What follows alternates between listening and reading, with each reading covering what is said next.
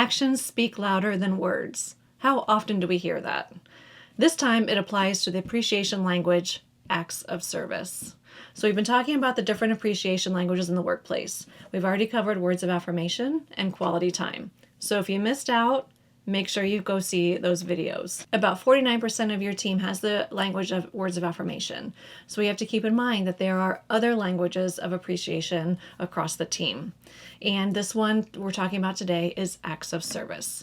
So like I said before, actions speak louder than words. And this truly applies to those who have the appreciation language of acts of service.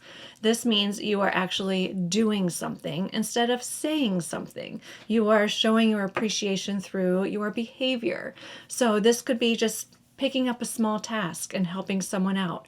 When you see a workload, somebody with a very large workload, or they're feeling overwhelmed, pitch in and help out. Ask the question, what can I do to make your day a little bit easier? What can I do to help you out so we can get out of here a little bit early? So those are the things that you can do to help someone out, to show you appreciate them by actually acts of service, doing the acts of service and doing the work and helping them do their work. It could be something as little as refilling the coffee pot, right? So not everybody has the language of acts of service, but those who do, when they see someone take that extra step to refill the coffee pot or make a fresh new pot of coffee, they're going to really appreciate that, and they will ultimately feel appreciated because they see you doing that. Other things that you can do is anticipating the needs, right? Anticipating, maybe it's month end and you have a team that is really busy as a result of month end. What can you do to help them out? What little acts of service can you do to help them out to make their job a little bit more enjoyable, or take off some of the workload, or make them feel less overwhelmed? Can you bring lunch in for them? Can you just take a spreadsheet off their plate and do some editing or some updates?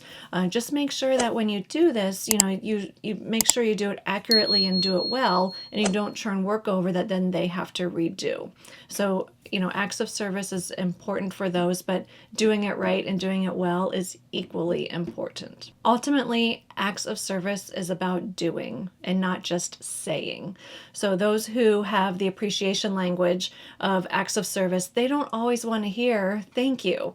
If you are saying thank you to someone and maybe you're getting a bit of an eye roll, that might not be their appreciation language. So try other things. And if you get someone who really lights up when you help them out with their work, or you do some little small act of kindness, that's when you know that their language is acts of service, and you can keep doing it. So if you're finding these tips helpful, be sure to like and subscribe, and stay tuned for more.